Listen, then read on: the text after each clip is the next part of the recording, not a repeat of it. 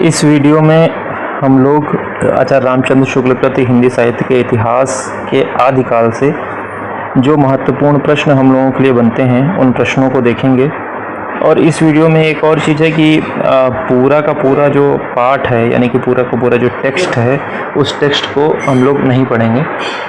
हम लोग उसकी मुख्य मुख्य चीज़ों को अंडरलाइन करते जाएंगे और अंडरलाइन करने के बाद अंडरलाइन करने से ही हम समझ जाएंगे कि क्या क्या महत्वपूर्ण चीज़ें। तो काम आप लोगों का कम है, केवल अंडरलाइन चीज़ों को देखना है और उसको याद करना है। तो जैसे पहला है कि प्राकृत की अंतिम अपभ्रंश अवस्था से ही हिंदी साहित्य का आविर्भाव माना जाता है। ठीक, तो एक प्रश्न आ सकता है कि हिंदी साहित्य का आविर्भाव कहाँ से माना जा सकता है? संधा भाषा से, पाली से, अपभ्रंश से, और एक ऑप्शन दिया गया होगा प्राकृत की अंतिम अपभ्रंश अवस्था। फिर दूसरा देखिए कि दूसरा महत्वपूर्ण कथन है कि जैसे गाथा कहने से प्राकृत का बोध होता था, वैसे ही दोहा या दूहा कहने से अपभ्रंश या प्रकृत काव्य भाषा का पद्य समझा जाता है। तो कहने का तात्पर्य यह है कि जो हिंदी का आविर्भाव हुआ है वो पाली प्राकृत अपभ्रंश से हुआ है। तो जब प्राकृत इस्तेमाल में लाई जाती रही तब गाथा बहुत ज़्यादा लिखी, गाथा में, आख्यान में बहुत ज़्यादा लिखे जाते थे। वैसे ही अपभ्रंश का जब समय आया तो प्रबंधत्व की कमी रही, वहाँ पे दोहा या दूहा माने कि दो दो मुक्त तक लिखे, इस तरीके से वहाँ पे रचनाएं की गई। कहने का तात्पर्य ये है। फिर आगे देखिए कि दूसरा महत्वपूर्ण कथन ये है कि हिंदी साहित्य का आदिकाल संवत 1050 से लेकर संवत 1375 तक अर्थात महाराजा भोज के समय से लेकर हम्मीर देव के समय के पीछे तक माना जा सकता है। तो ये तो हम लोगों को पता ही है कि भाई संवत 1050 से संवत 1375 ये लोग हम पढ़ते आ रहे हैं आचार्य रामचंद्र शुक्ल के साथ। दूसरा जो अगर प्रश्न घुमा के पूछेगा तो क्या पूछ सकता है कि दो राजाओं के नाम दे देगा कि महाराजा भोज से लेकर हम्मीर देव के समय, तो राजाओं के नाम विभिन्न प्रकार के दे देगा और आप उनको अगर पढ़ा होगा आपने तो सही कर ले जाएंगे। फिर एक यहाँ पर शिव सिंह सरोज से उद्धत की है इन्होंने कि इस काल का, यद्यप जनश्रुत इस काल का आरंभ और पीछे तक जाती है। तो लिखा है कि संवत 770 में भोज के पूर्व पुरुष राजा मान के सभासद पुष्य नामक किसी बंदी जन का दोहो ने एक अलंकार ग्रंथ लिखना बताती है।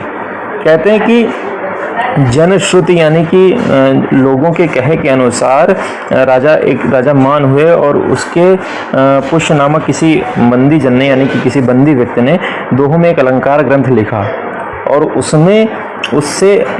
उसका जो प्रमाण है वो शिव सिंह सरोज में उपलब्ध है। लेकिन ऐसी कोई कृति वास्तव में है या नहीं है, चूंकि हम लोग देख रहे हैं कि आचार्य रामचंद्र शुक्ल अपनी बातों को ठोस प्रमाण के आधार पर कहना बताते हैं, तो अब उनका कहना है कि ये चूंकि प्रमाण उपलब्ध नहीं हो सकता है संवत 770 में रहा हो ऐसा। फिर आगे देखिए,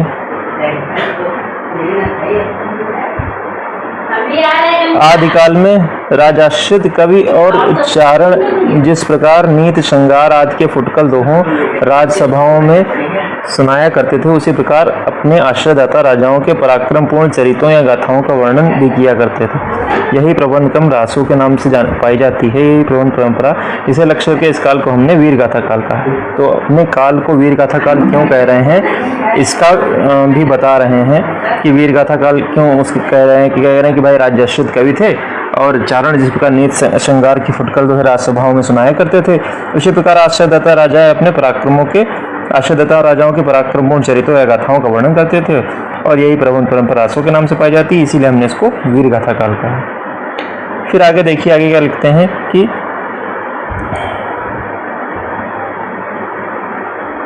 आगे जो महत्वपूर्ण ये है कि आदिकाल के संबंध में ध्यान देने वाली बात ये क्या है कि उसकी भाषा अपभ्रंश अर्थात प्राकृताभास। अब प्राकृताभास का अर्थ दिया कि प्राकृत की रूढ़ियों में बहुत कुछ बद्ध हिंदी है, ठीक है ना। दूसरा, इस अपभ्रंश या प्राकृताभास हिंदी का अभिप्राय यह है कि यह उस समय की ठीक बोलचाल की भाषा नहीं है जिस समय इसकी रचनाएं मिलती हैं, या उस समय के कवियों की भाषा है, ठीक है ना। तो प्राकृताभास हिंदी या अपभ्रंश हिंदी का अभिप्राय उस समय की कवियों की भाषा के है आचार्य रामचंद्र शुक्ल के अनुसार, बोलचाल की भाषा से नहीं। फिर अगला देखिए, अगला क्या महत्वपूर्ण है।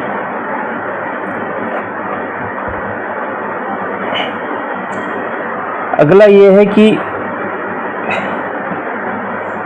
अपभ्रंश के जो नमूने हमें पद्यों में मिलते हैं वे उस काव्य भाषा के हैं जो अपने पुरानेपन के कारण बोलने की भाषा से कुछ अलग बहुत दिनों तक, आदिकाल के अंत तक क्या उसके कुछ पीछे तक पोथियों में चलती रही। यानी कि अपभ्रंश का जो कह लीजिए जो समय सीमा है, टाइम लिमिट है, वो बहुत ज़्यादा रही, लगभग 300-400 वर्ष। फिर आगे लिख रहे हैं कि विक्रम की 14वीं शताब्दी के मध्य एक और तो पुरानी परंपरा के कोई कवि संभवतः शारंगधर हम्मीर की वीरता का वर्णन ऐसी भाषा में कर रहे थे।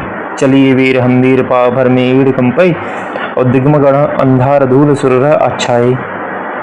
और कह रहे हैं कि एक तरफ तो शारंगधर कैसी रचना लिख रहे हैं, ये विक्रम की 14वीं शताब्दी के आसपास, कि चलिए वीर हम्मीर चल रहे हैं और मेढ़ी कंपई यानी कि पृथ्वी कांप रही है, इस प्रकार की भाषा का प्रयोग कर रहे हैं। और दूसरी तरफ क्या अमीर खुसरो क्या लिख रहे हैं, एक नार ने अचरज किया सांप मार पिंजरे में दिया। यानी कि भाषा खड़ी बोली का भी विक्रम की 14वीं शताब्दी में प्रयोग हो रही है और अपभ्रंश का भी बहुत कुछ प्रयोग हो रहा है। फिर आगे नीचे लिख रहे हैं कि जो विद्यापति हैं वो विद्यापति की भाषा मैथिली बोलचाल की मैथिली के अतिरिक्त प्राकृताभास पुरानी काव्य भाषा में भी लिख रहे हैं। बालचंद बिजावे भाषा दुहने लग गई दुज्जनहासा। और कबीरदास भी हैं उस समय। यानी कि विक्रम की 14वीं शताब्दी में आप देखिए कि कितने प्रकार की भाषाएं प्रयोग हो रही हैं।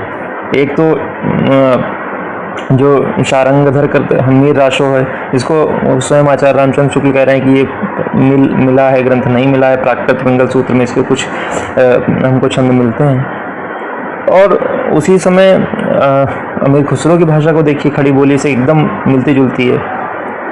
उसी समय विद्यापति भी लिख रहे हैं, मैथिली में लिख रहे हैं और अवहट्ट में लिख रहे हैं, कबीरदास भी लिख रहे हैं, सदुक्कड़ी में लिख रहे हैं, पंचमेल खिचड़ी में लिख रहे हैं। कहने का तात्पर्य यह है, यहाँ बताने का प्रयास कर रहे हैं कि बड़ी लंबी परंपरा भाषाओं की रही है और अपभ्रंश ने काफ़ी समय लिया है।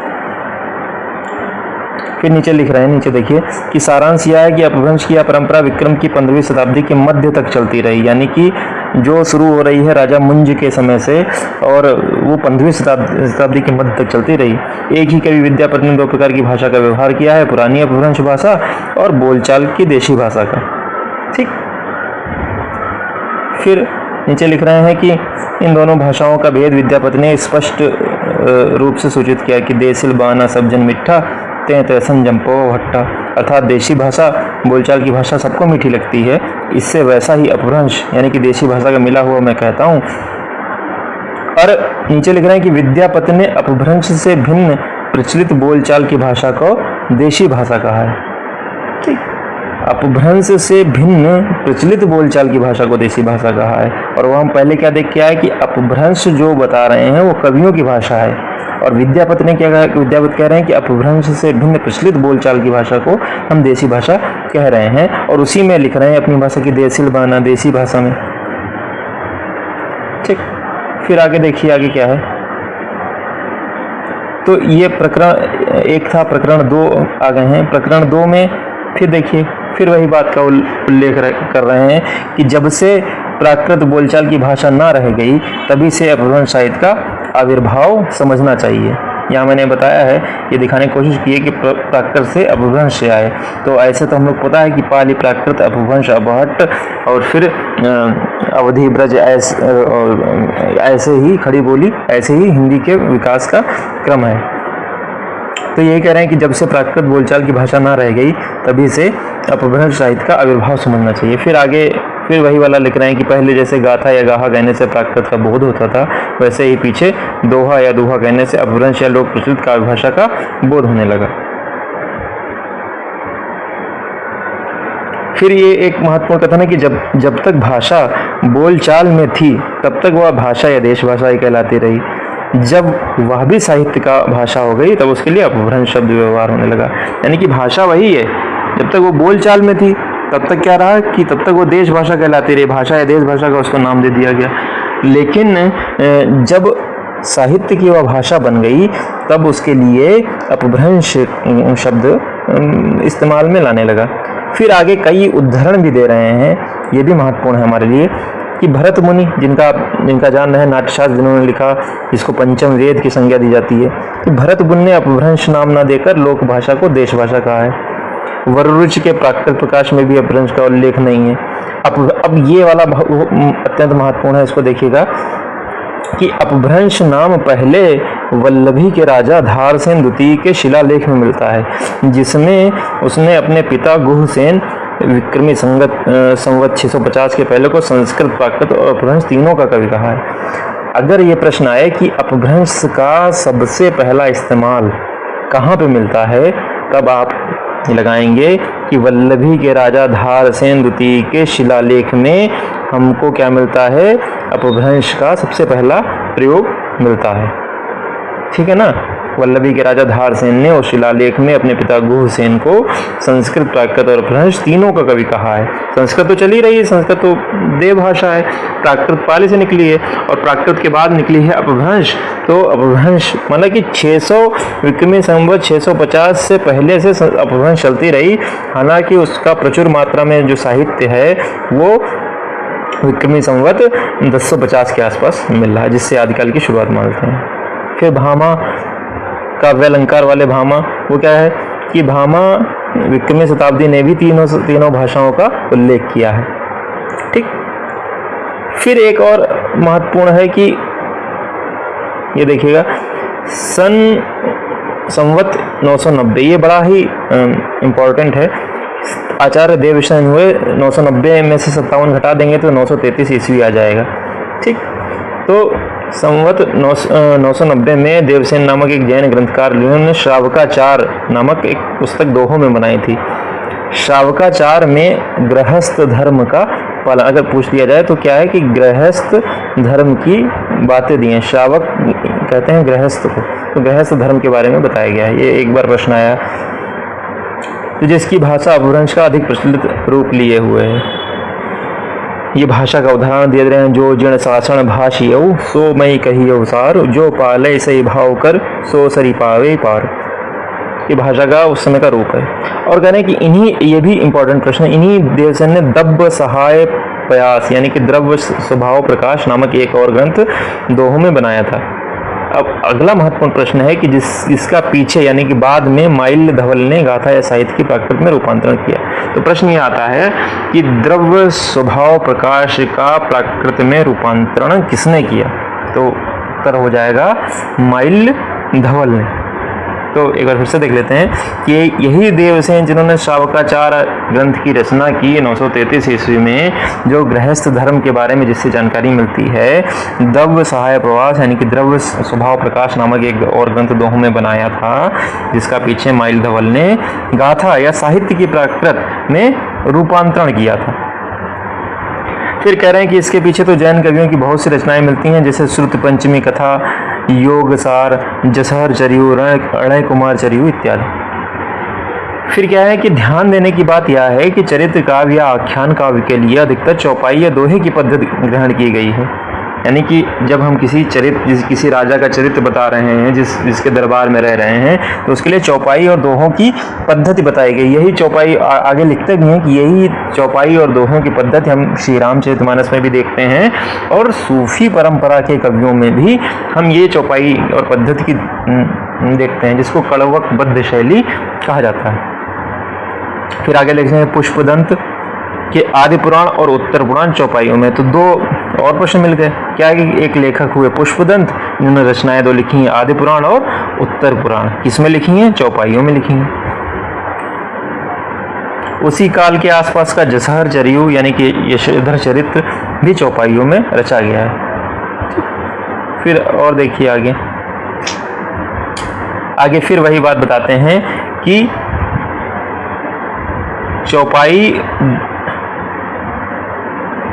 चौपाई दोहे की यह परंपरा आगे चलकर सूफियों की प्रेम कहानियों में, तुलसी के रामचरितमानस में तथा छत्रप्रकाश ब्रजविलास सबल सिंह चौहान के महाभारत में पाते हैं।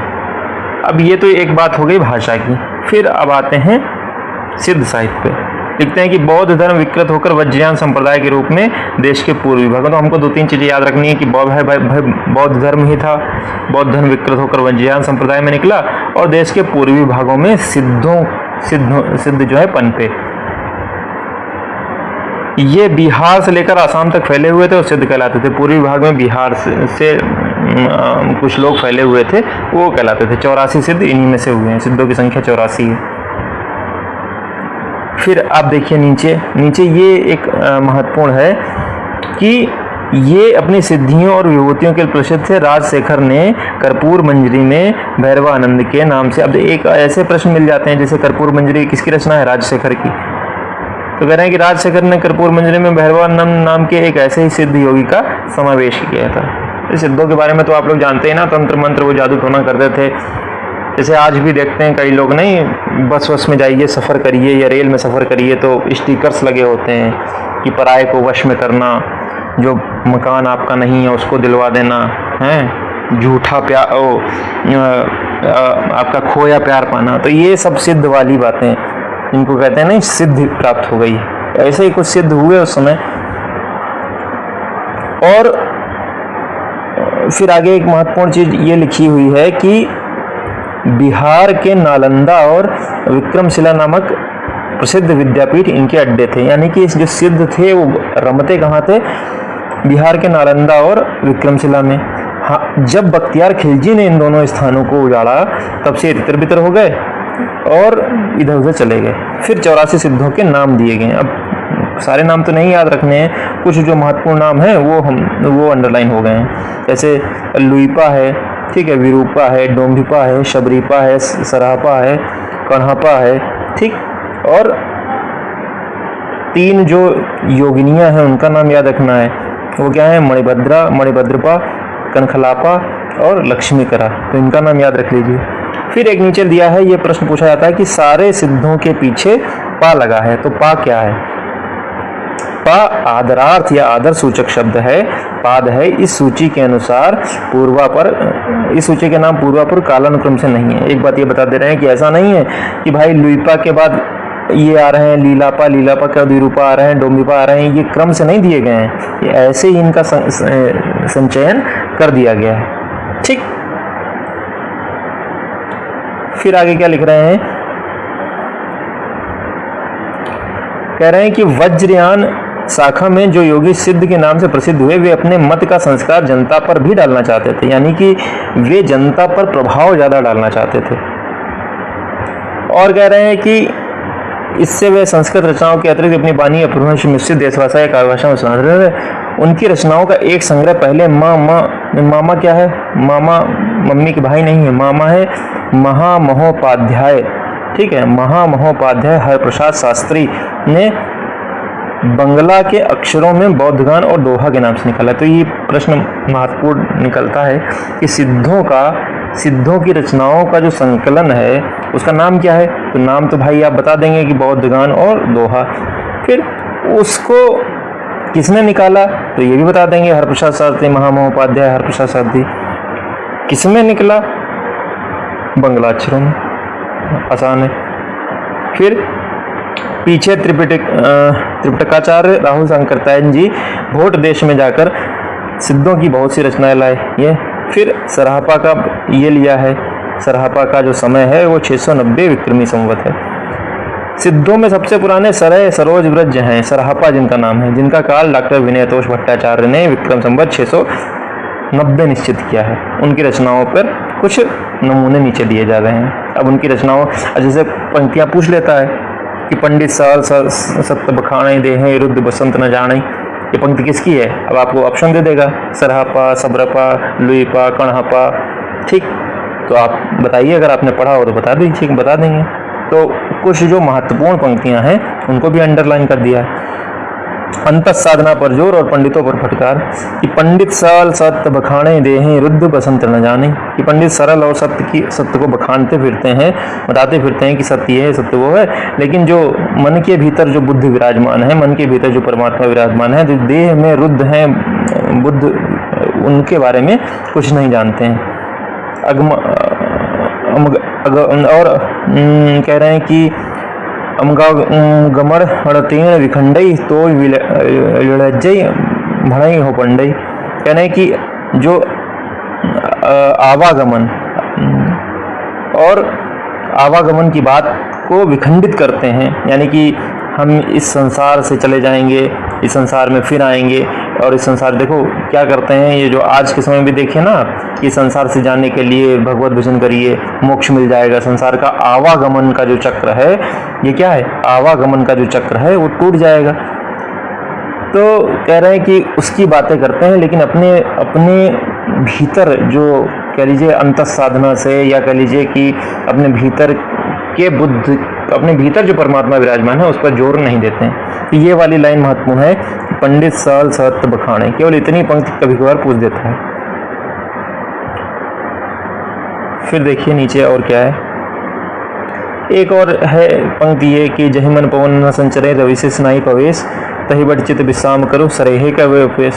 अब कह रहे हैं कि जिस जहि मन पवन न संचरे, जिस मन में पवन का संचरण ना होता हो, यानी कि ऐसी जगह जहाँ हवा तक न जा पाती हो, रवि से स्नाई प्रवेश, रवि से यानी कि चंद्रमा और सूर्य का प्रवेश भी जहाँ ना हो पाता हो, तही बट चित विश्राम करो, अपने चित्त को ले जाकर वहाँ उस जगह विश्राम कराओ। सरेहे कही उपवेश, यानी कि सरापा ऐसा उपदेश देते हैं। तो ऐसी जगह जो है वो षट चक्रों के भेदन के फलस्वरूप ही, मतलब कि शरीर के अंदर जो ईड़ा और ईड़ा पिंगला नाड़ी के मध्य जो सुषुम्ना नाड़ी है उसके मध्य कहीं पर ऐसी जगह है, तो वो अंतर साधना की बात करते हैं। तो हमको पंक्ति याद रखनी है कि जहि मन पवन न संचरई रवि से स्नाई प्रवेश तही बट चित विश्राम करो सरेहे कहे उपवेश। फिर एक और पंक्ति याद रखिए कि नाद न बिंद न रवि न शशिमंडल चिरा राय साहबे मूकल। एक और, तो ये वाली पंक्तियां जो थीं, ये पंक्तियां थीं उनकी सराहपा की। फिर लुइपा की कुछ पंक्तियों को देखिएगा आप। लुइपा की एक पंक्ति है कागा तरवर पंच विडाल, इसको याद रखिए। फिर आगे देखिए, एक पंक्ति जो है कन्हापा की है, कन्हापा की एक पंक्ति है, जिम लोण बिड़ज्जे पानी है, जिस प्रकार नमक पानी में मिल जाता है, तिम धरणी लय चित्त। ठीक, अब एक चीज ये है कि सिद्धों ने वामाचार पर और स्त्रियों के भोग, स्त्रियों को भोगवादी नजरिए से देखने पे या स्त्रियों के भोग पर भी बड़ा बल दिया है। तो उसी के संदर्भ में कुछ बात कर रहे हैं। नीचे लिखा भी है कि वज्रयानियों की योग साधनाओं में मद्य यानी कि मदिरा का पान तथा स्त्रियों का विशेषतः डोमनी रजकी आदि का अबाध सेवन एक आवश्यक अंग था। यानी कि स्त्रियों की दशा अत्यंत दयनीय थी, स्त्रियों को केवल भोग की वस्तु समझा जाता था। सिद्ध कन्हापा की एक पंक्ति है, ये भी पूछी जाती है कभी कभी, जो है कि नगर बाहिरे डुम्बी तोहर कुड़िया छई। तो ये कुछ पंक्तियां हैं। एक और पंक्ति ये पूछी जाती रही है, गंगा जमुना माझेर बहिर नाई, यानी कि गंगा और जमुना यानी कि ईड़ा और पिंगला जो नाड़ी हैं वो शरीर के भीतर है, माझेर यानी कि अंदर, बहि नाई यानी कि बाहर नहीं है। तो ये कुछ पंक्तियां हैं। फिर और देखिए,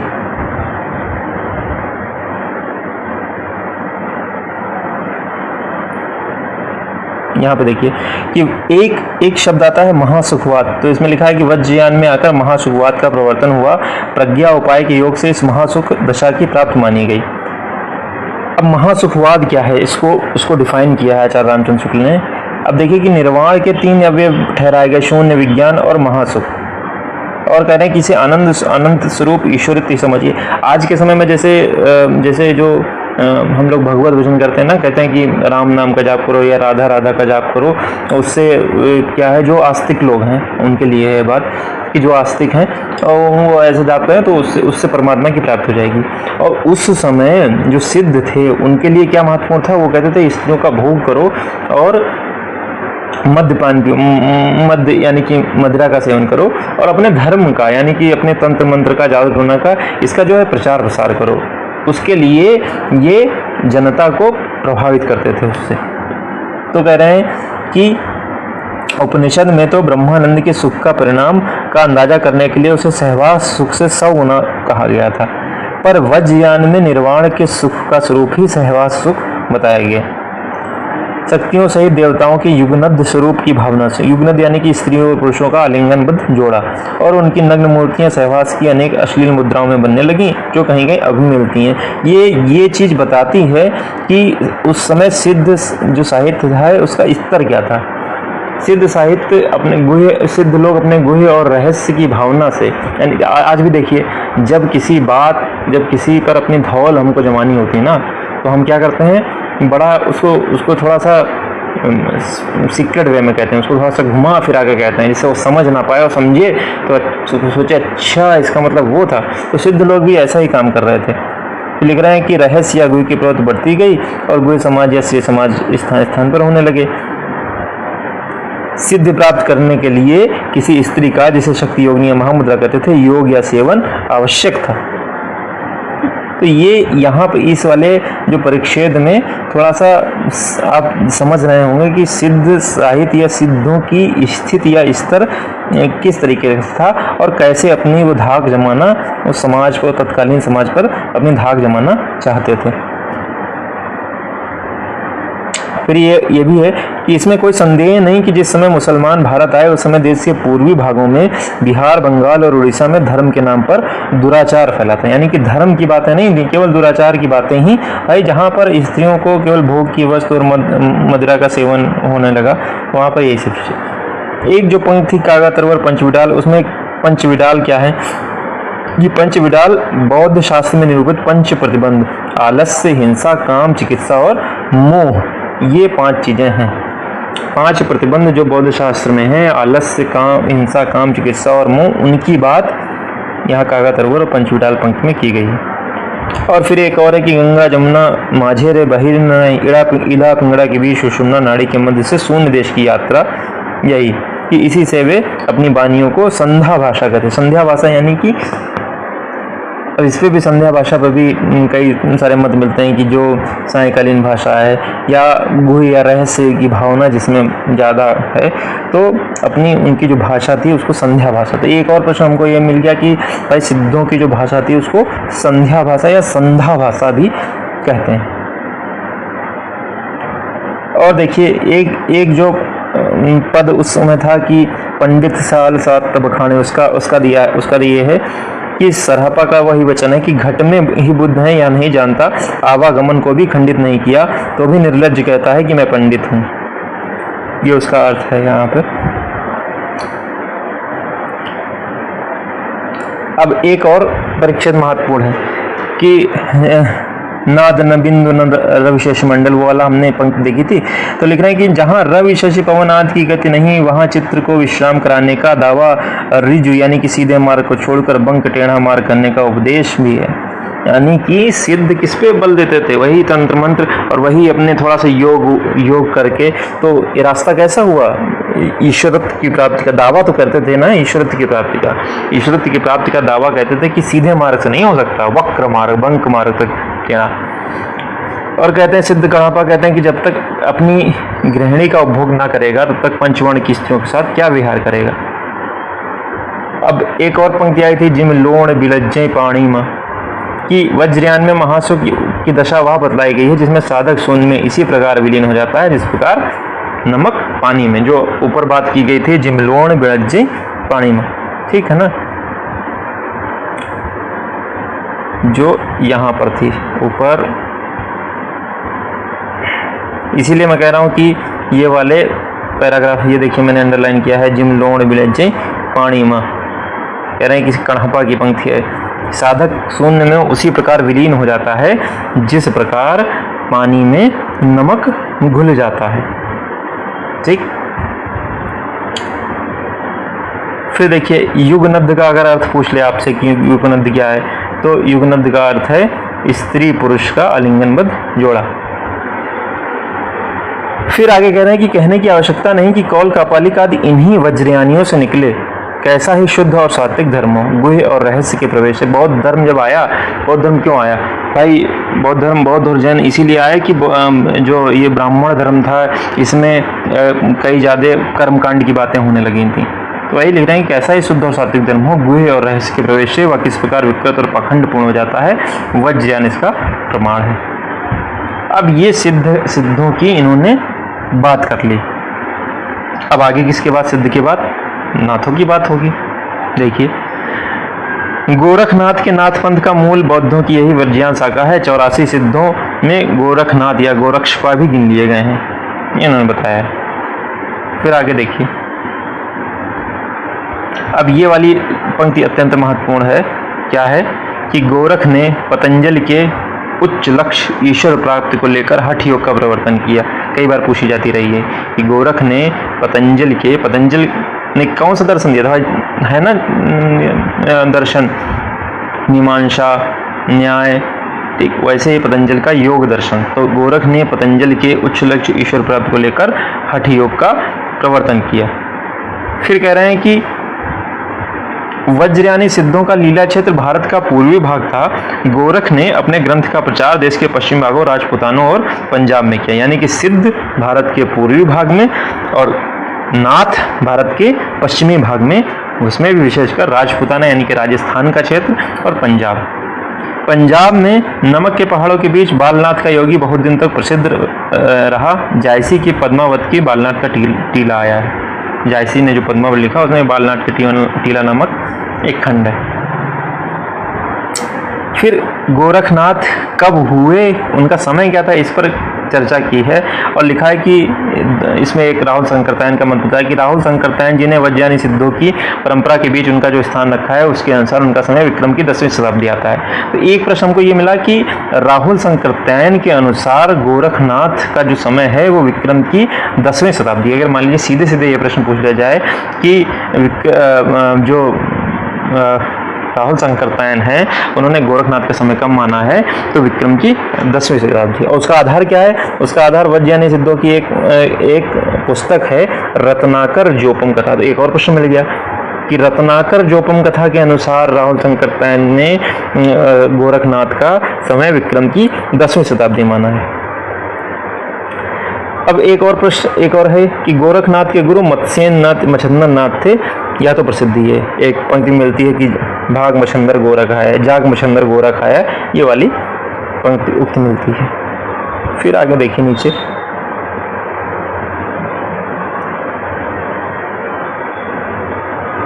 यहां है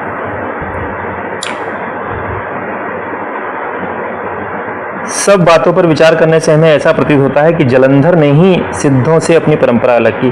भाई अभी तक ये डिबेट ऊपर आचार्य शुक्ल कर रहे हैं कि सिद्धों मतलब जो नाथ थे वो नाथ सिद्धों से ही निकले, लेकिन प्रश्न ये उठता है कि कौन सा, क्या गोरखनाथ ने सिद्धों से अपनी परंपरा अलग की, मच्छंदर नाथ ने अपनी परंपरा अलग की, या जालंधर नाथ ने अपनी परंपरा अलग की। तो इन्होंने लिखा है कि सब बातों पर विचार करने से हमें ऐसा प्रतीत होता है कि जालंधर नहीं यानी कि जालंधर नाथ ने ही अपने सिद्धों से अपनी परंपरा अलग की और पंजाब की ओर चले गए।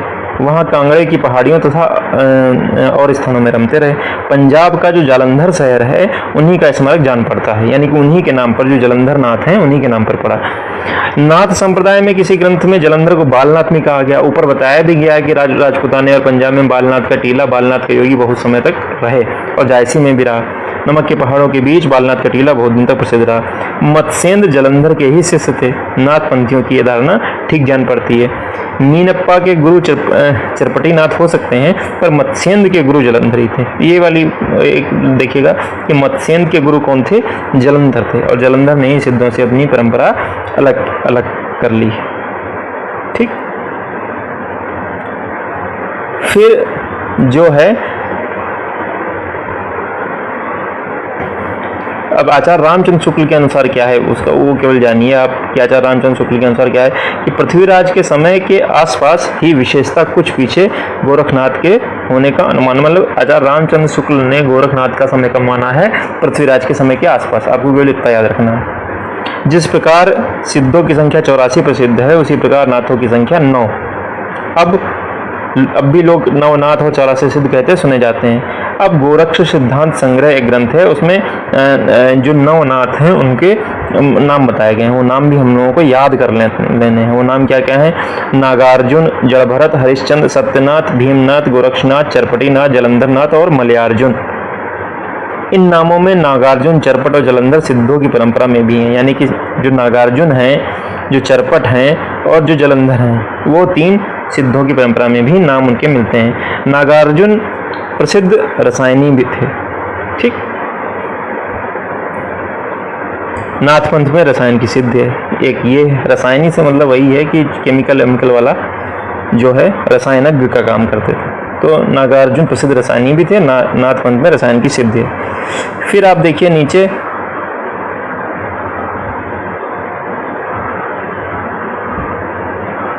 ये है कि इतिहास और जनश्रुति से इस बात का पता लगता है कि सूफी फकीरों और पीरों के द्वारा इस्लाम को जनप्रिय बनाने का उद्योग भारत में बहुत दिन तक चला। यानी कि इस्लाम की लोकप्रियता को भारत में कैसे बढ़ाया जाए, इसके लिए सूफी फकीरों और पीरों ने बड़ा काम किया।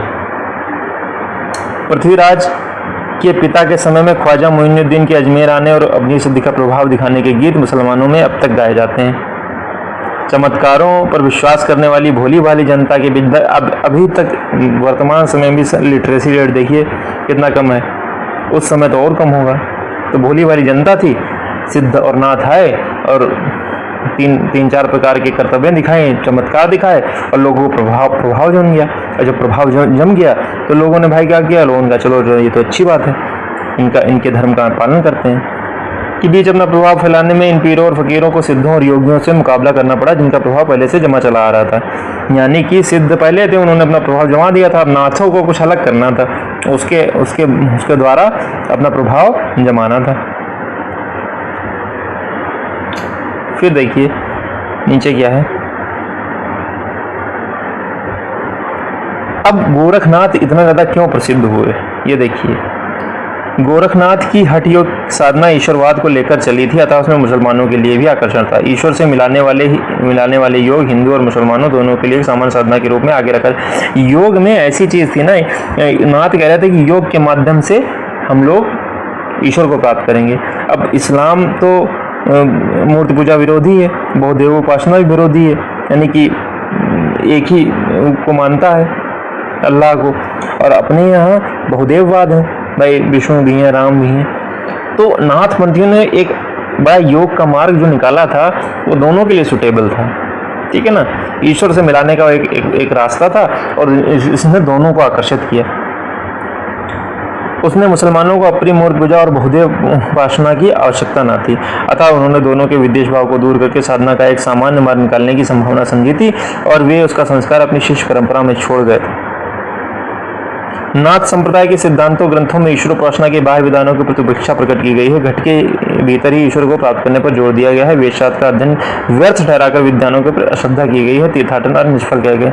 अब ये बात देखिएगा कि वेद शास्त्र का अध्ययन व्यर्थ ठहराकर विद्वानों को प्रति अश्रद्धा की, यानी कि इससे पहले जो चला आ रहा था वो कर्मकांड है कि आप कर्मकांड की बातें की जाती थी कि वेद पढ़िए, उपनिषद पढ़िए, पुराण पढ़िए, इन सब चीजों को पढ़िए तब आपका उद्धार होगा। लेकिन जब नाथपंथ आया तो उन्होंने इन सब का अध्ययन क्या किया, कहा इन सब के अध्ययन का कोई मतलब नहीं है। तीर्थाटन जो आप तीर्थ यात्रा पर जाते हैं वो निष्फल है, कोई भी फल देने वाला योग नहीं है, ठीक है ना। घट के ही भीतर आपके या इस शरीर के ही भीतर ईश्वर है, उसको प्राप्त करने के लिए आपको वही षट चक्र भेदन करना पड़ेगा और तब जाकर उसको आप उस ईश्वर को प्राप्त कर सकते हैं। लोगों के लिए बड़ा आसान था, कर्मकांड करना नहीं था, कहीं बाहर जाना नहीं था, कुछ उपनिषद पुराण पढ़ना नहीं था, तो लोग क्या हुए, नाथ पंथ की ओर ज्यादा आकर्षित हुए इस वजह से।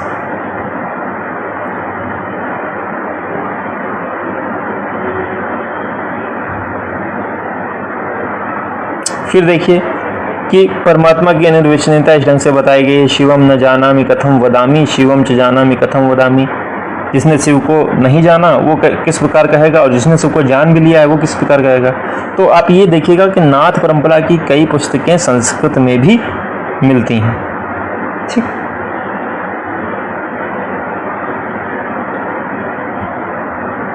फिर एक और कथन है कि नाद और बिंदु के योग से जगत की उत्पत्ति सिद्ध और हठयोगी मानते थे। तीर्थाटन के संबंध में जो भाव सिद्धों का था वही हठयोगियों का भी रहा।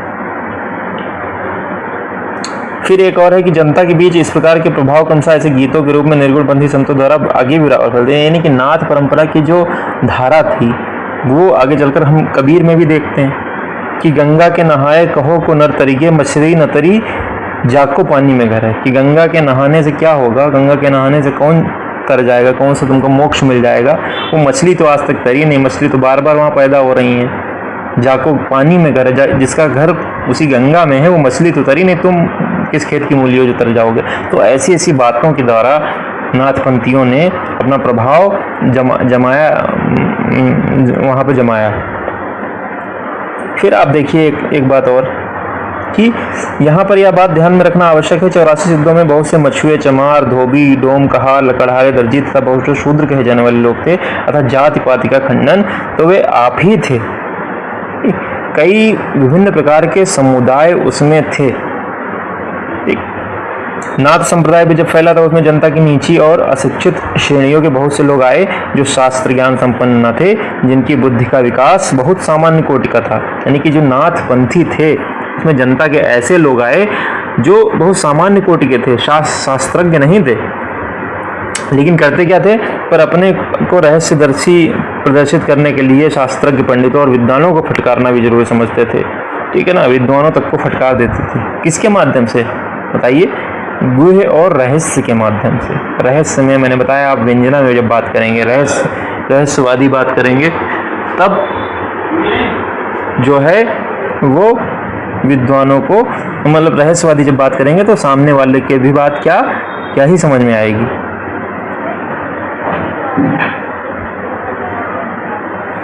फिर एक ये देखिए कि नाथपंथ के जोगी कान की लौ में बड़े बड़े छेद करके स्फटिक के भारी भारी कुंडल पहनते हैं, इससे कनफटे कहलाते हैं। यानी कि नाथपंथ की योगी क्या करते हैं, कान की लौ में बड़े बड़े छेद करके स्फटिक नामक धातु का भारी भारी कुंडल पहनते हैं और कनफटे भी कहे जाते हैं। तो नाथपंथी कह लीजिए, चाहे हठ योगी कह लीजिए, चाहे कनफटे योगी कह लीजिए। और फिर कह रहे हैं कि जैसा पहले ही कहा जा चुका है, इस पंथ का प्रचार राजपूताना तथा पंजाब की ओर ही अधिक रहा। अतः जब मत के प्रचार के लिए इस पंथ में भाषा के भी ग्रंथ लिखे गए, तब उधर की ही प्रचलित भाषा का व्यवहार किया गया। इस प्रकार नाथपंथ के इन योगियों ने परंपरा साहित्य की भाषा एक काव्य भाषा से, जिसका ढांचा नागर अपभ्रंश या ब्रज का था, अलग एक सदुक्कड़ी भाषा का सहारा लिया, जिसका ढांचा कुछ खड़ी बोली लिए था। तो भाषा की बात इन्होंने की है कि भाषा कैसी थी, सदुक्कड़ी और राजस्थानी मिश्रित। देश भाषा की इन पुस्तकों में पूजा तीर्थाटन के साथ हज नमाज का भी उल्लेख पाया जाता है। इस प्रकार की पुस्तक का नाम है काफिर बोध। तो ये प्रश्न भी आता रहा है कि काफिर बोध जो पुस्तक है उसमें क्या है कि देश भाषा की इन पुस्तकों के साथ पूजा तीर्थाटन आदि के साथ हज नमाज का भी उल्लेख पाया जाता है। इनकी पूजा तीर्थाटन की बातें की गई और हज नमाज की बातें की गई। ऐसी पुस्तक कौन सी है? काफिर बोध। अब एक और है, वो क्या है कि नाथपंथ के उपदेशों का प्रभाव हिंदुओं के अतिरिक्त मुसलमानों पर भी प्रारंभ काल में ही पड़ा। बहुत से मुसलमान निम्न श्रेणी के से ही नाथपंथ में आए। अब भी इस प्रदेश में, यानी कि जाट पुताना और पंजाब का जो प्रदेश है, बहुत से मुसलमान जोगी गेरुआ वस्त्र पहने, गुदड़ी की लंबी झोटी लटकाए, सारंगी बाजा बनाकर कलिमे अमर राजा भरतरी के गीत गाते फिरते हैं और पूछने पर गोरखनाथ को अपना आदि गुरु बनाते हैं। यानी कि वर्तमान समय में भी लोग जो हैं, कुछ निम्न श्रेणी के मुसलमान जो उस समय गोरखनाथ की परंपरा में आ गए, वो वर्तमान समय में भी मिलते हैं गेरुआ वस्त्र पहने हुए। ठीक, ये राजा गोपीचंद के भी गीत गाते हैं, और जो बंगाल के में चटगांव के राजा थे और जिनकी माता मैनावती कहीं गोरख की शिष्या और कहीं जालंधर की शिष्या कही जाती हैं। देश भाषा में लिखे गए गोरखपंथ की पुस्तकें गद्य और पद्य दोनों में है और विक्रम संवत 1400 के आसपास की रचनाएं हैं। इनमें सांप्रदायिक शिक्षा है। आचार्य रामचंद्र शुक्ल ने सिद्धों और नाथों दोनों की जो माने कि दोनों जो हैं, उनको केवल सांप्रदायिक शिक्षा मात्र ही कहा गया। फिर आगे कुछ पुस्तकों की बात है कि जो पुस्तकें पाई गई उनके नाम है गोरख गणेश गोष्ठी, महादेव गोरख संवाद, गोरखनाथ जी की 17 कला, गोरख बोध, तत्व गोरख संवाद, योगेश्वरी सखी, नरवई बोध, विराट पुराण, गोरख सार, गोरखनाथ की बानी। तो कई पुस्तकों में गोरख शब्द आया है। तो आप ये बता देंगे कि गोरख यानी कि नाथपंथ से संबंधित ये पुस्तकें हैं। ठीक है ना।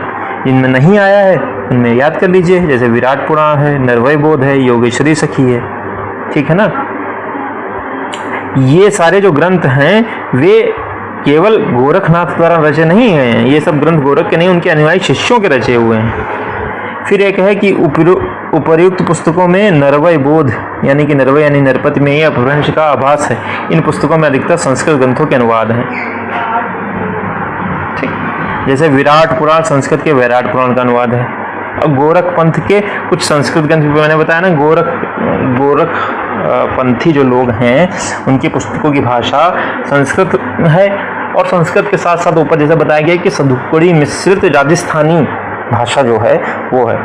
तो संस्कृत के ग्रंथ कौन कौन से हैं? सिद्ध सिद्धांत पद्धति, विवेक मार्तंड, शक्ति संगम तंत्र, निरंजन पुराण और वैराट पुराण। अब आपको पूछ सकता है, ऊपर वाले 4 दे दिए, ऊपर वाले 3 दे दिया, नीचे वाले 1 दे दिया। उसमें पूछा गया कि कौन सा ग्रंथ जो है वो संस्कृत का है, नाथपंथी का। तो आपको पता होगा तो आप बता देंगे कि सिद्ध सिद्धांत पद्धति, विवेक मार्तंड, शक्ति संगम तंत्र, निरंजन पुराण और वैराट पुराण, ये 5 हैं। 5 याद करने, 5 याद कर लीजिए, आसान है।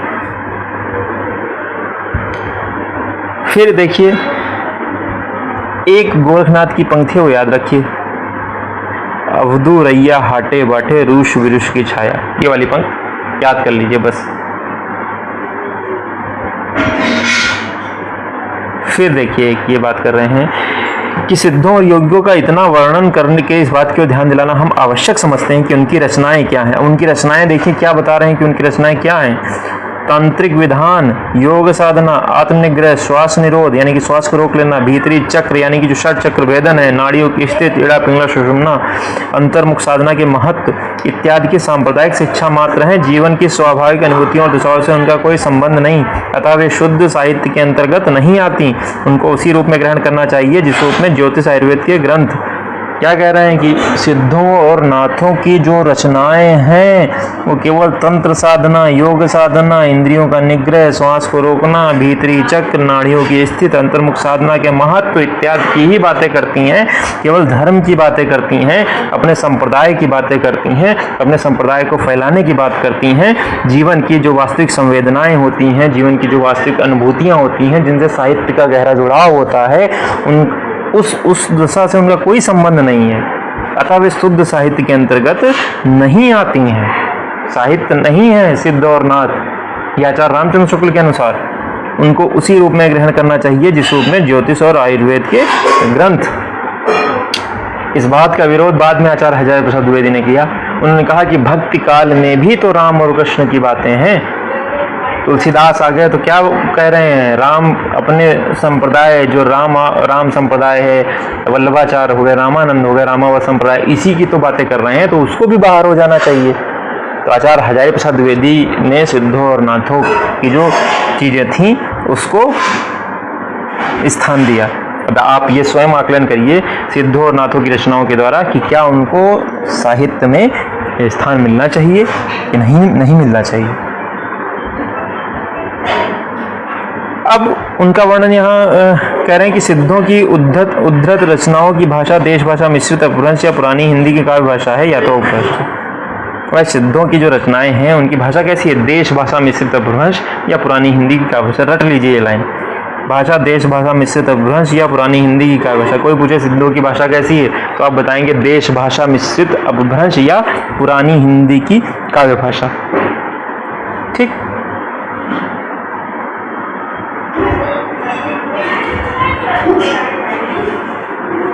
फिर कह रहे हैं कि सिद्ध कड़हपा की रचनाओं को यदि हम ध्यानपूर्वक देखें तो एक बात साफ झलकती है, वह यह कि उनके उपदेश की भाषा तो पुरानी टकसाली हिंदी काव्य भाषा है, पर गीत की भाषा पुरानी बिहारी या पूर्वी बोली है। यही भेद हम आगे चलकर कबीर की साखी और रमैनी में पाते हैं। साखी की भाषा तो राजस्थानी मिश्रित सामान्य भाषा सदुक्कड़ी है, पर रमैनी की पदों की भाषा काव्य की ब्रज भाषा और कहीं कहीं पूर्वी है। कह रहे हैं कि सिद्ध कड़हपा जो हुए हैं उनकी रचनाओं को यदि हम ध्यानपूर्वक देखें तो जब वो उपदेश की बातें करते हैं तो पुरानी टकसाली हिंदी में करते हैं, और गीत की बातें करते हैं तो बिहारी या पूर्वी में करते हैं। जैसे कबीर क्या करते हैं, कबीर की साखी की भाषा तो राजस्थानी मिश्रित सामान्य सदुक्कड़ी है, पर रमैनी की पदों की भाषा काव्य भाषा और कहीं कहीं पूर्वी है। फिर क्या कह रहे हैं कि सिद्धों में सरह सबसे पुराने अर्थात विक्रम संवत 690 के हैं, अतः हिंदी काव्य भाषा के पुराने रूप का पता हमें विक्रम की 7वीं शताब्दी के अंतिम चरण में लगता है। फिर देखिए, अब पहली बात तो भाषा की उन्होंने की, दूसरी बात किसकी कर रहे हैं, दूसरी बात है सांप्रदायिक प्रवृत्ति और जनता के उसके संस्कार की परंपरा कि वज्र यानी सिद्धों ने निम्न श्रेणी की प्राय शिक्षित जनता के बीच किस प्रकार के भावों के लिए जगह निकाली या दिखाया जा चुका है। उन्होंने बाह्य पूजा, जात पात, तीर्थाटन इत्यादि के प्रति उपेक्षा बुद्धि का प्रचार किया। रहस्यदर्शी बनकर शास्त्रिक विद्वानों का तिरस्कार करने और मनमाने रूपकों के द्वारा अटपटी मानी में पहेलियां बुझाने का रास्ता दिखाया। यानी मनमाने रूपक बताते हैं, ठीक है, कागा तरुवर पंचविडाल वाला रूपक एक ले लीजिए, ठीक, या जिमलोण बेचे पानी में कि साधक शून्य में उसी प्रकार मिल जाए जिस प्रकार नमक पानी मिल जाए। ये सब बातें रहस्य या गुही की बातें बताकर शास्त्रार्थ करना, ठीक। तो ये इन्होंने सिद्धों का काम था। घट के भीतर चक्र, नाड़ियाँ, शून्य देश आदि मानकर साधना करने की बात फैलाई और नाद, बिंद, सुरत, नृत्य ऐसे शब्दों की उद्धरणी करना सिखाई। यानी कि नए नए शब्द बनाए, नाद, बिंदु, अनहद, नाद, सुरति, नीरति, ये सारी बातें उन्होंने बताई। यही परंपरा अपने ढंग पर नाथपंथियों ने भी जारी रखी। तो ये है। फिर आप देखिए कि कबीर आदि संतों को नाथपंथियों से जिस प्रकार साखी और बानी शब्द मिले, उसी प्रकार साखी और बानी के लिए बहुत कुछ सामग्री और सदुपयोगी भाषा मिली। भाई नाथपंथियों से ही कबीर ने साखी और बानी शब्द लिया। साखी और बानी के लिए रॉ मटेरियल यानी कच्ची सामग्री भी कबीर को बहुत कुछ नाथपंथियों से ही मिली। अगर है कि यही दो बातें, कौन कौन सी दो बातें, एक तो भाषा और दूसरा सांप्रदायिक, उनकी सांप्रदायिक प्रवृत्ति कैसी थी, यही दो बातें दिखाने के लिए इस इतिहास में सिद्धों और योगियों का विवरण दिया गया है। उनकी रचनाओं का जीवन की स्वाभाविक सरणियों, अनुभूतियों, दशाओं से कोई संबंध नहीं है, वे सांप्रदायिक शिक्षा मात्र हैं। बार बार आचार्य रामचंद्र शुक्ल कह रहे हैं कि सिद्धों और नाथों की जो रचनाएं हैं वे केवल सांप्रदायिक शिक्षा मात्र हैं। उनका जीवन की स्वाभाविक अनुभूतियों, संवेदनाओं, मनोभावों से कोई संबंध नहीं है, अतः शुद्ध साहित्य की कोटि में नहीं आ सकती। उन रचनाओं की परंपरा को हम काव्य साहित्य की कोई धारा नहीं कह सकते। अब क्या कह रहे हैं कि अतः धर्म की संबंधी रचनाओं को छोड़, यानी कि धर्म संबंधी रचनाओं को छोड़ दीजिए, अब हम सामान्य साहित्य की जो कुछ सामग्री मिलती है उसका उल्लेख उनके संग्रहकर्ताओं के और रचयिताओं के क्रम से करते हैं। यानी कि जो पहले आया उसकी पहली हम बात करेंगे। अब साहित्य की बात करते हैं। ऊपर जितनी बात हो गई सिद्धनाथ की वो केवल सांप्रदायिक शिक्षा मात्र थी। फिर देखिए हेमचंद्र, पहले हैं हेमचंद्र। तो गुजरात के सोलंकी राजा सिद्धराज जय सिंह और उनके भतीजे कुमारपाल के यहाँ इनका बड़ा मान था। ये अपने समय के प्रसिद्ध जैनाचार्य थे। इन्होंने एक बड़ा भारी व्याकरण ग्रंथ सिद्ध Hemchandra शब्दानुशासन, very very important question कि सिद्ध हेम शब्दानुशासन किसने लिखा, तो है हेमचंद्र ने। क्या है? व्याकरण ग्रंथ है। किसके समय में बनाया? गुजरात के सोलंकी राजा सिद्धराज जय सिंह के समय बनाया। क्या किस किस भाषा का समावेश है? संस्कृत, प्राकृत और अपभ्रंश का समावेश है। ठीक है ना, ये सारी बातें याद रहेंगी ना। फिर देखिए एक कुछ पंक्तियां देखिए आप हेमचंद की कि भल्ला हुआ जो मारिया बहिण हमारा कंतु, लज्जे जमतु वयंसी हो जय भग्गा करंतु। भला हुआ जो मारा गया है बहन हमारा कांत, यदि वह भागा हुआ घर आता तो अपनी समवयस्काओं से लज्जित होती। यानी कि युद्ध क्षेत्र में जो उसका पति गया है तो पति वापस नहीं आया, वहीं रण क्षेत्र में ही मारा गया है। तो कह रहे कि हे सखियों से कह रहे कि हे बहन हमारा कांत जो है अच्छा ही हुआ जो मर गया, यदि वह भागा हुआ घर आता, रण क्षेत्र को छोड़कर घर आता तो मैं अपनी साथ की जो समवयस्काएं हैं उनसे लज्जित होती। तो ये हेमचंद का है। फिर आगे देखिए एक और प्रसिद्ध मिलता है पी संगम कौनित जड़ी पीहो परखों केव मैं बिन्नव बिन्नासिया निंदन एवनते। प्रिय के संगम में नींद कहाँ और प्रिय के परोक्ष में भी नींद आवे। यानी कि जब प्रिय पास में होता है तो तब भी नींद नहीं आती है और प्रिय जब दूर होता है तो भी विरह के कारण नींद नहीं आती है। मैं दोनों प्रकार से विनाशता हुई, न नींद ऐसे न नींद वैसे। अब दूसरा है कि हेमचंद का पहला तो एक जान लिया आपने कि उन्होंने संस्कृत, प्राकृत और अपभ्रंश तीनों भाषाओं का प्रयोग करके एक व्याकरण ग्रंथ जिसको सिद्ध हेमचंद्र शब्दानुशासन कहा गया, वो गुजरात के सोलंकी राजा सिद्धराज जय सिंह के समय में उन्होंने लिखा। दूसरा ये है कि हेमचंद्र ने भट्टी के समान एक द्वैश्य काव्य की रचना की जिसके अंतर्गत कुमारपाल चरित्र नामक एक प्राकृत काव्य है। इसमें महत्वपूर्ण बात यह है कि कुमारपाल चरित्र की रचना हेमचंद्र ने की। और अभी आप नीचे देखेंगे कि एक सोमप्रभ सूर्य हुए जिन्होंने कुमारपाल प्रतिबोध की रचना 1184 में की। तो बड़ा ही आपको कंफ्यूजिंग कर सकता है कि कुमारपाल चरित्र जब पूछे तो हेमचंद, एक बात ये भी याद रख सकते हैं कि हेमचंद चूंकि कुमारपाल के दरबार में ही थे और जो दरबार में होगा वही तो उसका चरित्र लिख पाएगा, तो ऐसे आप याद कर सकते हैं कि हेमचंद्र ने कुमारपाल चरित्र की रचना की और जो सोमप्रभु सूर्य थे उन्होंने कुमारपाल प्रतिबोध की रचना की संवत 1241, ताउंजम कर दीजिए 1184 ईस्वी। ठीक है ना। अब ये है कि गद्य पद्य में संस्कृत प्राकृत काव्य, यानी कि गद्य भी पद्य भी, यानी कि चंपू, लेकिन इसको गद्य पद्य में चंपू नहीं कह रहे हैं आचार्य रामचंद्र शुक्ल, गद्य पद्य में संस्कृत प्राकृत काव्य ही कह रहे हैं। फिर क्या है कि यह ग्रंथ अधिकांशतः प्राकृत में है, बीच बीच में संस्कृत श्लोक और अपभ्रंश के दोहे हैं, यानी कि अधिकांशतः यह ग्रंथ प्राकृत में ही है, बीच बीच में कहीं कदार संस्कृत श्लोक और अपभ्रंश के दोहों को रख दिया है। और एक दोहा है उसको भी याद कर लीजिए, मान लीजिए कहीं आ जाए, ध्यान रखिए, रावण जायु जय दियई दहमु एक शरीर, चिंता वी तय जननी कवण पियावो खीर। जिस दिन 10वां एक शरीर वाला रावण उत्पन्न हुआ तभी माता चिंतित हुई कि दूध किसमें पिलाऊं। तो सोमप्रभु सूर्य का कथन याद रखिए। कुमारपाल प्रतिबोध और कुमारपाल चरित्र के बीच में कंफ्यूज ना होइएगा। फिर आप ये देखिए जैनाचार्य मेरुतुंग, इन्होंने संवत 1361 में प्रबंध चिंतामणि नामक एक संस्कृत ग्रंथ की रचना की। तो किस भाषा में कब रचा गया, किसने रचा और ग्रंथ का नाम, यही चीजें महत्वपूर्ण होती हैं। तो जैनाचार्य मेरुतुंग है, संवत 1361 में प्रबंध चिंतामणि नामक एक संस्कृत ग्रंथ की इन्होंने रचना की। फिर जो है इसी प्रबंध चिंतामणि में कुछ दोहे राजा भोज के चचा मुंज के कहे। ये प्रश्न पूछा जाता है कि राजा भोज के जो चाचा मुंज हैं उन्होंने कुछ दोहे कहे हैं, वो किस ग्रंथ में कहे हैं। तो आप लिखेंगे प्रबंध, लगाएंगे ठीक, प्रबंध चिंतामणि में जैनाचार्य मेरुतुंग द्वारा। कि मुंज के दोहे अपभ्रंश या पुरानी हिंदी के बहुत ही पुराने नमूने कहे जा सकते हैं।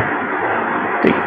फिर आगे कहानी है कि मुंज ने जब तैलंग देश पर चढ़ाई की थी तब वहाँ के राजा तैलब ने उसे बंदी बना लिया गया और रस्सी उसे बांधकर अपने यहाँ ले गया।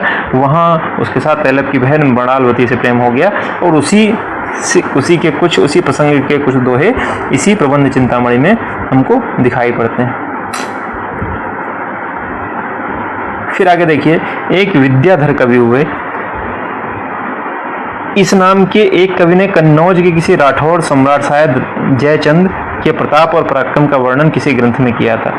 उस ग्रंथ का नाम नहीं पता, ग्रंथ का पता नहीं, पर कुछ पद प्राकृत पिंगल सूत्र में मिलते हैं। यह है प्राकृत पिंगल सूत्र, ठीक है ना, विद्याधर का कुछ उसमें मिलते हैं। फिर उसमें उसका एक उदाहरण दिया गया है, उससे नहीं लेना देना है।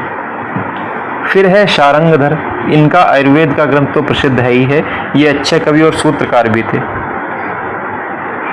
इन्होंने शारंगधर पद्धति के नाम से एक सुभाषित संग्रह बनाया। तो शारंगधर का पहला जो ग्रंथ निकल कर आया वो शारंगधर पद्धति है।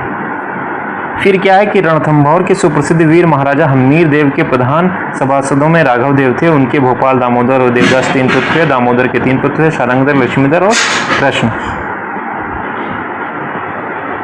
फिर क्या है कि हम्मीर देव संवत 1357 में अलाउद्दीन की चढ़ाई में मारे गए। ये इंपॉर्टेंट नहीं है। इंपॉर्टेंट क्या है कि शारंगधर के ग्रंथों का समय उक्त संवत की कुछ पीछा जो विक्रम की 14वीं शताब्दी के अंतिम चरण में मानना चाहिए। तो शारंगधर के ग्रंथों का समय विक्रम की 14वीं शताब्दी के आसपास मानना चाहिए। एक आयुर्वेद का ग्रंथ प्रसिद्ध है और दूसरा शारंगधर पद्धति के नाम से प्रसिद्ध है। एक और प्रश्न यह है कि शारंगधर पद्धति में बहुत से शाबर मंत्र, तो शाबर मंत्र एक प्रश्न आता है कि शाबर मंत्र किसमें दिए गए हैं, भाषा चित्र काव्य किसमें दिए गए हैं। तो आप टिक लगाएंगे शारंगधर पद्धति में। अब हम्मीर रासों को कहते हैं कि शारंगधर का लिखा हुआ है। अब ये नीचे उसकी बात कर रहे हैं आचार्य शुक्ल, कह रहे हैं कि परंपरा से प्रसिद्ध है कि शारंगधर ने हम्मीर रासो नामक एक वीरगाथा काव्य की भी भाषा में रचना की थी। यह ग्रंथ या काव्य आजकल नहीं मिलता, वो हम्मीर रासो ग्रंथ नहीं मिलता है। लेकिन क्या कह रहे हैं कि प्राकृत पिंगल सूत्र पढ़ते पढ़ते मुझे हम्मीर की चढ़ाई वीरता आदि के कई पद्य छंदों के उदाहरण मिले।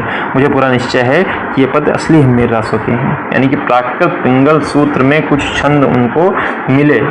जो आचार्य रामचंद्र शुक्ल को लगता है कि ये शारंगधर के रचित होंगे जिन्होंने हम्मीर रासो लिखा होगा उस समय, हालांकि वास्तव रूप में वो पुस्तकाकार रूप में उनको नहीं मिला।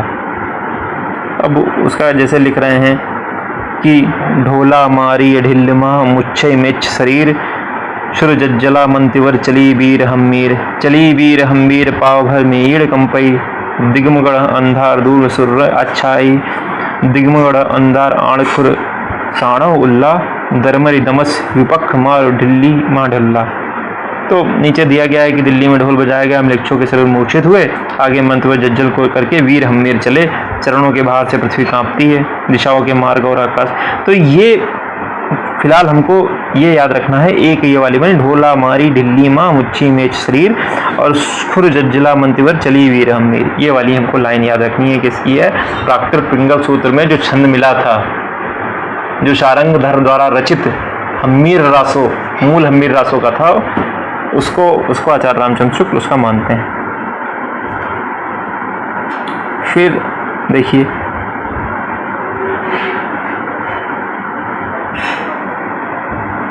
क्या है कि अपभ्रंश की रचनाओं की परंपरा यहीं समाप्त हो जाती है, वही हम्मीर रासों के। यद्यप 50-60 वर्ष प्लस पीछे यानी 50-60 वर्ष बाद विद्यापति ने बीच बीच में देशभाषा की कुछ पद रखकर 2 छोटी छोटी पुस्तकें लिखी। वो पुस्तकें थी कीर्तलता और कीर्त पताका, प्रशस्त संबंधी 2 पुस्तकें थी।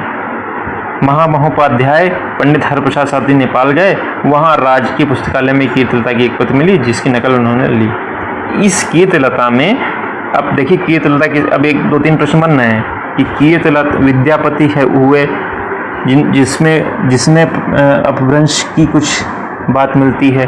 फिर उनकी 2 रचनाएं थीं, कीर्तलता और कीर्त पताका। कीर्तलता की खोज महामहोपाध्याय हरप्रसाद शास्त्री ने नेपाल में कीर्तलता की खोज। उस कीर्तलता में क्या है? उस कीर्तलता में तिरहुत के राजा कीर्त सिंह की वीरता, उदारता, गुणग्राहकता की इत्यादि की बातें की गई हैं। ठीक, अब विशेषता क्या है? इस अपभ्रंश की विशेषता यह है कि यह पूर्वी अपभ्रंश में है। ठीक, इसमें क्रियाओं आदि के रूप बहुत कुछ पूर्वी हैं। दूसरी विशेषता यह है कि देश भाषा के कुछ अधिक मिले हुए रूप इसमें हैं। ठीक,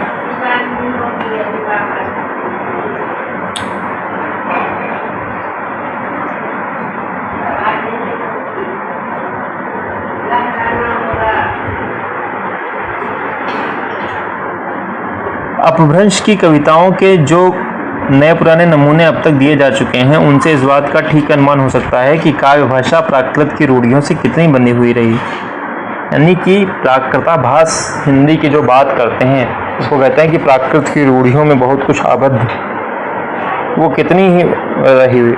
उसमें लिखा है कि आगे लिख रहे हैं कि बोलचाल तक के तत्सम शब्दों का उसमें पूरा बहिष्कार उसमें पाया जाता है। उपकार, नगर, विद्या, वचन ऐसे प्रचलित शब्द थे जिसको क्या कर दिया गया? उआर कर दिया गया। नगर को नार कर दिया गया, विद्या को विद्या कर दिया गया, वचन को बाण कर दिया गया, बनाकर रखे जाते थे। जासुतास ऐसे रूप बोलचाल भी उठ जाने पर पोथियों में बराबर चलते रहे। ठीक, फिर आगे क्या है?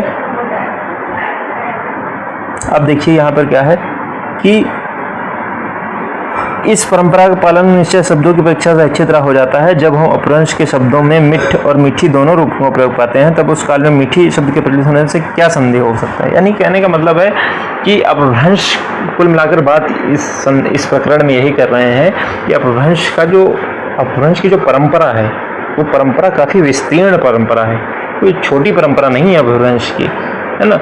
तो उस परंपरा का देखिए कहाँ से उन्होंने शुरुआत की। उन्होंने बताया कि सबसे पहले सरापा हुए, ठीक, सरापा विक्रम की 7वीं शताब्दी के आसपास हुए और विद्यापति ये लगभग 1450 विक्रमी संवत 1460 विक्रमी संवत तक हुए।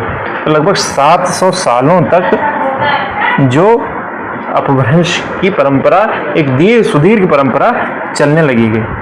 फिर आगे क्या लिख रहे हैं कि ध्यान देने बात यह भी लक्षित होगी, जो काव्य भाषा देश भाषा की ओर अधिक प्रवृत्त हो गई, किंतु तत्सम संस्कृत रखने में भी संकोच घटता गया। शारंगधर के पदों और कीर्तन में इसका प्रमाण मिलता है। तो इस वीडियो में जितने भी महत्वपूर्ण तथ्य थे, जितनी भी महत्वपूर्ण चीज़ें थी आचार्य रामचंद्र शुक्ल द्वारा रचित, उसको मैंने लिखा। अब देखिए छोटी छोटी चीज़ें इंपॉर्टेंट हो जाती हैं। एक नीचे ये लाइन दी गई है कि यह तथा इसी प्रकार की कुछ पुस्तकें मेरे प्रिय शिष्य डॉक्टर पीताम्बर दत्त बर्थफॉल के पास हैं। तो अब ये प्रश्न कोई बनाने वाला बना सकता है कि डॉक्टर पीताम्बर दत्त बर्थफॉल के गुरु कौन थे या आचार्य रामचंद्र शुक्ल का शिष्य कौन था। तो डॉक्टर पीताम्बर दत्त बर्थफॉल। हर एक छोटी छोटी चीज़ को हमको उसमें देखते चलना है। तो आज के वीडियो में आदिकाल का ये प्रकरण 1 और प्रकरण 2 की बात हमने की। आगे की वीडियोस में हम आगे की बात